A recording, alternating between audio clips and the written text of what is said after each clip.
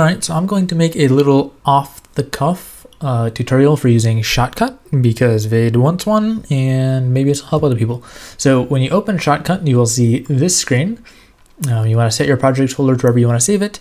Video mode might be automatic, but I like to set it to 1080p 30 FPS because that's pretty standard for YouTube. So when you want to start a new project, set those things and we'll just make this test, whatever, we'll save it. And here's your recent projects that you've been working on. Okay, so the first thing you need to do is you need to go to playlist. So here are your 4 tabs. So playlist is the most important one. Basically, you just take anything and you drag it in. So let's say I want to take this image and drag it in. Let's say I want to take this clip and drag it in. Let's say maybe this one. Let's say I want to have some audio. Okay. So you can just drag those things in there. Now you have a source and a project. Okay. So that's going to be important later. So the next thing you want to do is you want to go to the timeline. You want to add a video track. And you can go ahead and add an audio track if you want. You can just add multiple. If you, for example, usually I'll have one audio track, which is someone's voice, and then another audio track, which is somebody's, which is the background music, and then possibly a third audio track for sound effects if I want any. And for videos, again, you can do the same thing. You can have a couple video tracks.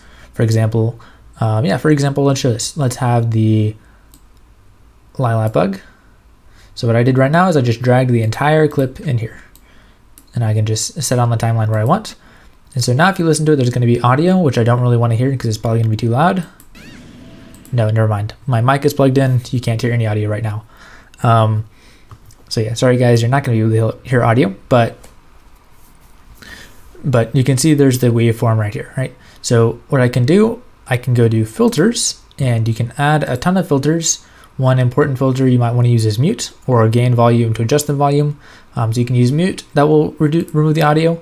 You can also go ahead and right click this and you can detach audio, and that will generate a new audio track which has the audio right here. You can do whatever you want to it. Okay, so now let's see. Let's imagine I want to add another clip. So we'll add the Luigi OP clip. We'll put it here. Again, you can drag it wherever you want.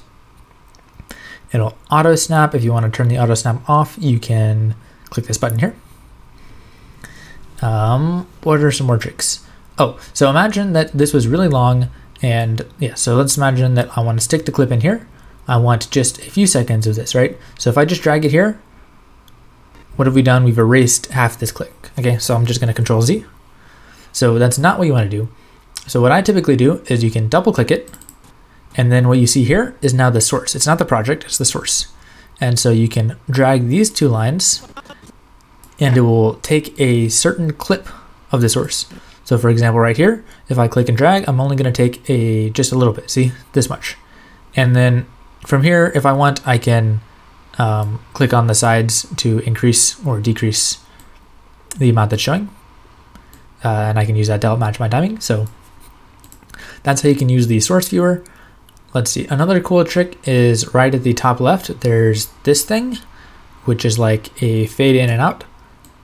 So if I do that, you can see that it'll fade in from black. You can do the same thing on this side to fade out. You can also cross. So if I do like this, I'm just going to go ahead and exaggerate it. That's way too much, obviously. But if you see that, then you'll get like this kind of fade from one to the other. Any other effects that I want to mention right now?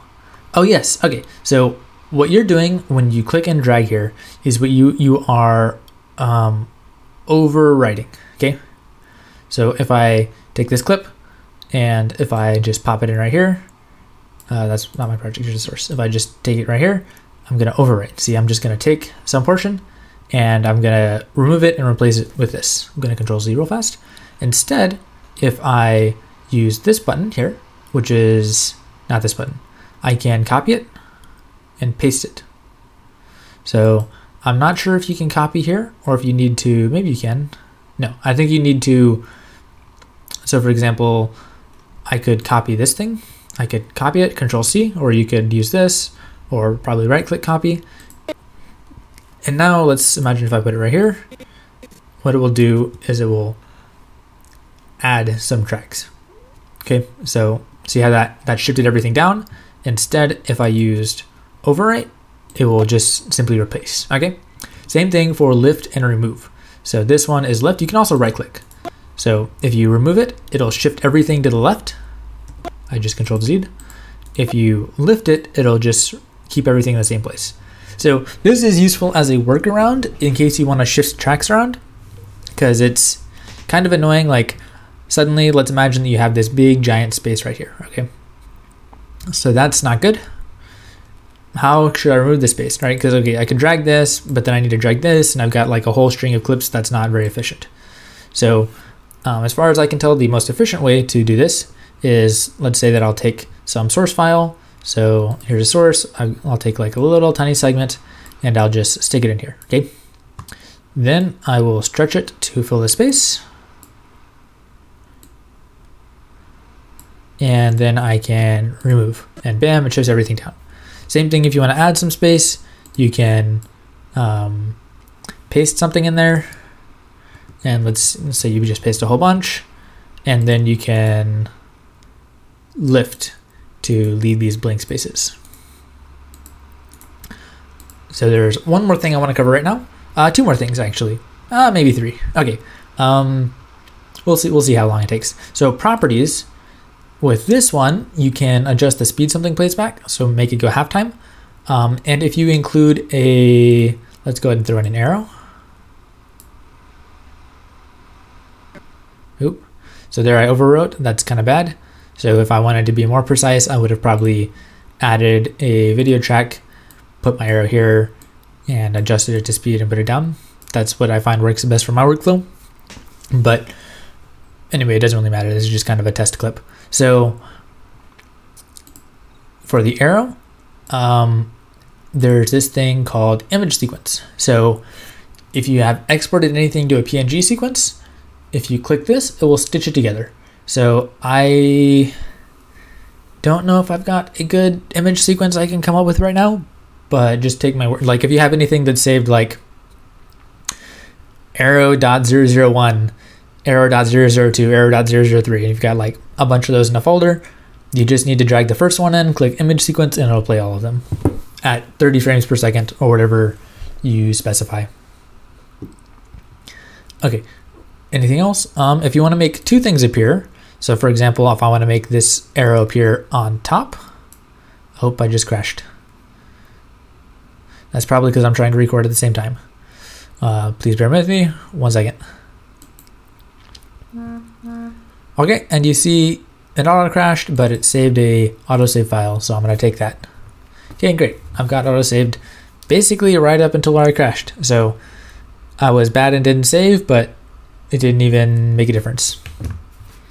Okay, so what am I gonna do now is, yeah, so I want to, let's say, move this arrow on top so I can point to something.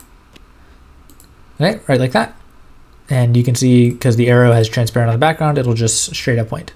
So maybe I'll go to my filters, okay? And you wanna go add, and I'm going to add a size and position filter.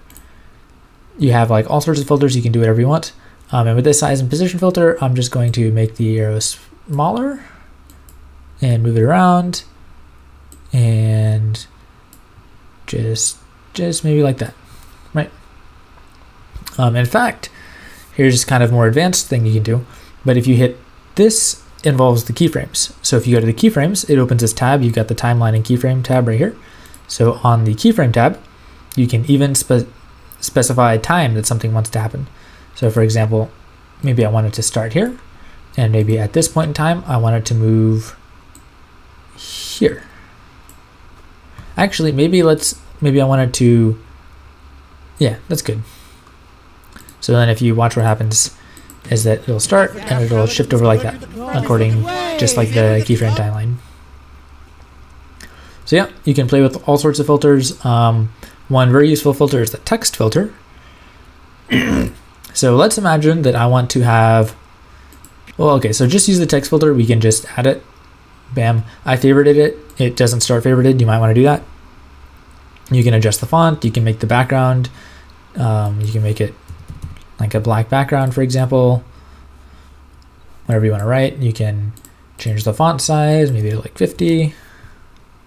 You know, whatever you want. Move it around. Yeah. So those are all things you can do with the font. But notice how I need a base image, right? You can't just add text. Okay, so here's what we want to do when we want to add, for example, a black screen with text. So what I'm going to go is I'm going to go here to File. I'm going to go to Open Other, and then Generate Color. I don't really like to use Generate Text. I'd rather use Generate Color. And so I'll just make whatever color I want the background to be. Let's say black.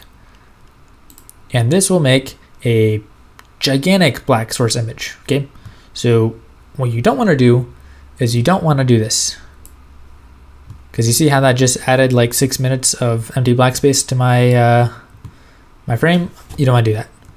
So we'll Control Z, and where am I? Oh, everything is really compressed. Okay. So that's what you don't want to do. So instead, you can open Other, Color, let's go and make it black again. Actually, I don't even know if I can do this. I'm going to test something right now. You might be able to do this. Bam, look at that. Okay, you did it. So now you've just added this to your playlist so it doesn't go away every time. But yeah, so like I was talking about earlier, you can just take a tiny, tiny, tiny slice and you can drag it in here. You can see the scale bar is so big, so even a tiny slice looks kind of big. And you can fine or adjust things once they're here. So now if I want to add text, you just add text. You can even add like 2 or 3 texts. And if you wanted to take your filters, like, let's make this top. Yeah, that's fine. So if you wanted to like take your filters and copy them for something else, like if you had a specific text fonts that you really like to keep, then you can just go here, copy, and on any other tab, you can add your text right back. Oh, oops, wrong button. Oops, no. Okay, so you can just, paste. That's what you want to do. So, yeah, okay, so I hope that was helpful. I think that was, export. Pretty simple. You just hit export file and you save as type. You might have this bug. Basically just add .mp4. If you want to fine tune your settings, you can go to advanced, set your aspect ratio, everything like that. Yeah, make sure to add the .mp4 if it doesn't say that, because sometimes you'll get some bugs because of that. All right, so I hope this was everything. We covered the lift, remove, copy, or paste, and overwrite. We covered the multiple tracks. We covered audio, adding tracks. We covered moving from the source to the project file. We covered filters and keyframes. I know it was fast, but I just want to get you started, and hopefully this is everything you need to know.